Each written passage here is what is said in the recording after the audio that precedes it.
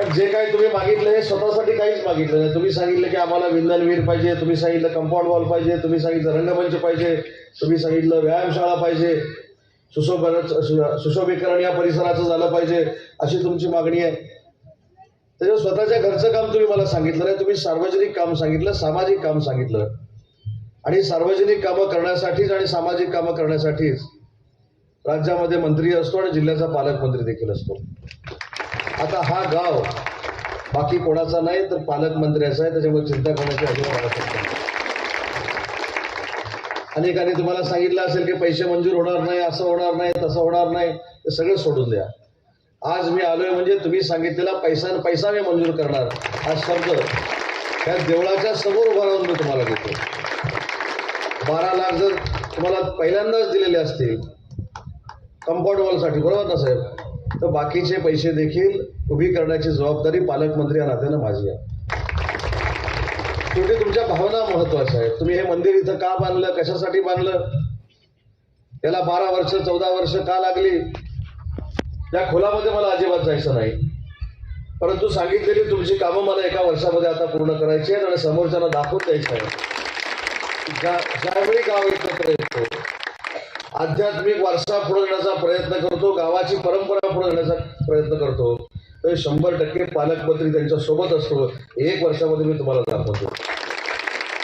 तहसीलदार तर माझ्यावर इथं आलेले असतीलच, तहसीलदारला माझ्या हातात सूचना आहेत आणि पालकमंत्री म्हणून आदेश आहेत की पुढच्या 15 दिवसामध्ये तुम्हाला लागणारी विंधन विहीर या परिसरामध्ये त्यांनी मारून दिली पाहिजे, तर तहसीलदारांच्या हातामध्ये बाकी सगळी विकास कामाची जबाबदारी तुम्ही माझ्यावर सोडा।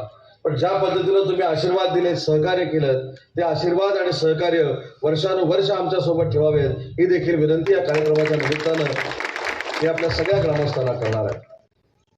येताना मला चव्हाण साहेब सांगत होते की कशी विकासाची कामं केली पाहिजेत, किती पैसा उपलब्ध करून दिला पाहिजे। शेवटी देवाचं आपण ज्यावेळी काम करतो, देवाचा आशीर्वाद ज्यावेळी आपण मागतो, तर सगळी कामं आपल्या परिसरातली पूर्ण झाली पाहिजेत हे मला देखील माहिती आहे।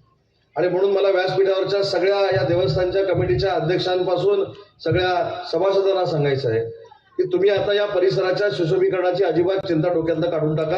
आता तुम्हाला अजिबात त्रास होणार नाही।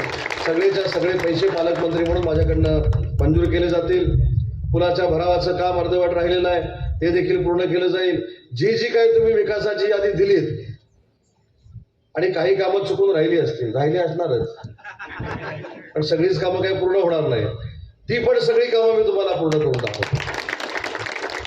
शेवटी माझ्याकडे पालकमंत्री म्हणून जी निधीच्या तिजोरीची चावी आहे, त्याच्यातनं मला काही स्वतःचा ताजमहल बांधायचा नाही किंवा स्वतःचं घर बांधायचं नाही। तो पैसा माझ्या ग्रामीण भागातल्या लोकांची, शहरातल्या लोकांची कामं झाली पाहिजेत, यासाठी पैसा मला खर्च करायचा आहे आणि त्याच्यातनं या गावाच्या आयुष्यात असणार नाही। त्याच्यामुळे तुम्हाला कुठच्याही निधीची कमतरता पडणार नाही। मगाशी नासिरबाईंनी सांगितलं आमच्या चव्हाण आपल्याला पाहिजे, पण पहिली आपली मानसिकता असली पाहिजे। त्या कॉन्फरन्सला गेलो होतो आणि त्या ठिकाणी कोकणामध्ये माझ्या रत्नागिरीमध्ये त्यांनी माझी चेष्टा केली। चव्हाण साहेब, 6 गुंठे जागा असेल तर पहिली पिठाची चक्की, विरोध झाला नाही तर मी माझा कारखाना आणतो। पण मी मनावर घेतलं आणि आज अभिमानानं सांगा प्रकल्प आम्ही त्या ठिकाणी आणू शकलो। लोट्यामध्ये सुरू होणार आहे, माझ्या रथ आहे आणि 10,000 कोटीचा डिफेन्स देखील रत्नागिरीमध्ये आपण आणतोय। त्याच्यामुळे या जिल्ह्याची जबाबदारी तुम्ही सगळ्यांनी मिळून घेतली पाहिजे या तालुक्यात। आणि ज्यावेळी अशी परिस्थिती तुम्ही निर्माण कराल आणि तो आणण्यासाठी जिल्ह्याचा पालकमंत्री म्हणून आणि राज्याचा एकामेकाला संलग्न आहे करावे लागते।